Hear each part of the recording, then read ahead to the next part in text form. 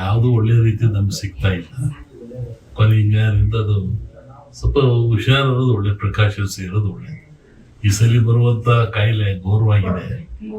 ವಾಯು ರೂಪದಲ್ಲಿರೋದು ಒಂದು ಕಫ ಥರ ಒಂದು ಉಸಿರಾಟಕ್ಕೆ ತೊಂದರೆಯಾಗಿ ಶಿರತನಕವಾಗಿ ಮನುಷ್ಯರಿಗೆ ಸಾವು ಬರೋ ಲಕ್ಷಣ ಬಹಳ ಇದೆ. ದೊಡ್ಡ ಗಂಡಾಂತರ ಇದೆ ಅಂತ ಇದೆ, 5 ವರ್ಷ ಲೋಕಕ್ಕೆ ಇದೆ.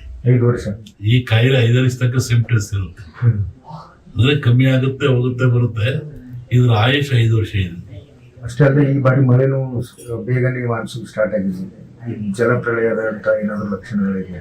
ಈ 4 ಮೊನ್ನೆ ಹೇಳಿದ್ದಲ್ಲ, ವಾಯು ಜಾಸ್ತಿ ಇದೆ, ಜಲದ್ದು ಜಾಸ್ತಿ ಇದೆ, ಮೇಘಸ್ಫೋಟ ಆಗೋ ಲಕ್ಷಣ ಭಾಳ ಇದೆ, ಹಿಮಾಲಯದಿಂದ ಅಪಾಯ ಇದೆ, ಅದು ಡೆಲ್ಲಿವರೆಗೆ ಆವರಿಸ್ತದೆ, ಭೂಕಂಪಗಳು ಭಾಳ, ಜನಗಳ ಸಾವು ನೋವು, ಮತೀಯ ಗಲಭೆ ಹೆಚ್ಚು, ಅರಸ ನರಮನೆಗೆ ಕಾರ್ಬೋಡ ಕವಿದಿತ್ತು. ಅರಸನ ಮನೆಗೆ ಕಾರ್ಮೋಡ, ಅರಸ ನರಮನೆಗೆ ಕಾರ್ಬೋಡ ಕವಿದಿತ್ತು ರಾಜಕೀಯವಾಗಿ. ನೀವು ಹೇಳಿದ್ರಿ ಈಗ ಮತೀಯ ಗಲಭೆಗಳು ಸ್ಟಾರ್ಟ್ ಆಗಿ ಯುದ್ಧದ ಭೀತಿಯೂ ಸಹ ಇದೆ. ಆಯ್ತಲ್ಲ, ಇದು ಮತ್ತು ಯುದ್ಧ ಭೀತಿ ಪ್ರಾರಂಭ ಆಗ್ತದೆ. ಜನರಲ್ಲಿ ಅಶಾಂತಿ ಇದೆ. ಇದು ಹೊಸ ದೇಶ ಉತ್ಪತ್ತಿ ಆಗ್ತವೆ, ಕೆಲವು ದೇಶಗಳು ಅಳೆದು ಹೋಗ್ತವೆ. ಅನೇಕ ರಾಜಕೀಯ ಮುಖಂಡರಿಗೆ ಸಾವಿದೆ, ನೋವಿದೆ, ಥ್ರೆಟ್ ಇದೆ. ರಾಜ್ಯ ರಾಜಕಾರಣದಲ್ಲಿ ಏನಾದ್ರು ಮೇಘಸ್ಫೋಟ ಬಹಳ ಇದೆ ಜಗತ್ತಿನ ಇದರಲ್ಲಿ. ರಾಜಕಾರಣದಲ್ಲಿ ನಮ್ಮಲ್ಲಿ ಈ ಸಾಮಾನ್ಯವಾಗಿ ಭವಿಷ್ಯದಲ್ಲಿ ಯುಗಾದಿ ಒಂದು ಭವಿಷ್ಯ ಬರುತ್ತೆ, ಆಮೇಲೆ ಸಂಕ್ರಾಂತಿ ಭವಿಷ್ಯ ಅಂತ ಬರುತ್ತೆ. ಯುಗಾದಿ ಭವಿಷ್ಯ ಮಳೆ ಬೆಳೆ ಜನ ಇವೆಲ್ಲ ಹೇಳ್ಬೋದು. ಸಂಕ್ರಾಂತಿ ಭವಿಷ್ಯದಲ್ಲಿ ರಾಜರ ಬಗ್ಗೆ, ದೊಡ್ಡ ದೊಡ್ಡ ವ್ಯಾಪಾರಸ್ಥರ ಬಗ್ಗೆ, ಶ್ರೀಮಂತರ ಬಗ್ಗೆ ಅದು ಬರುತ್ತದಲ್ಲಿ.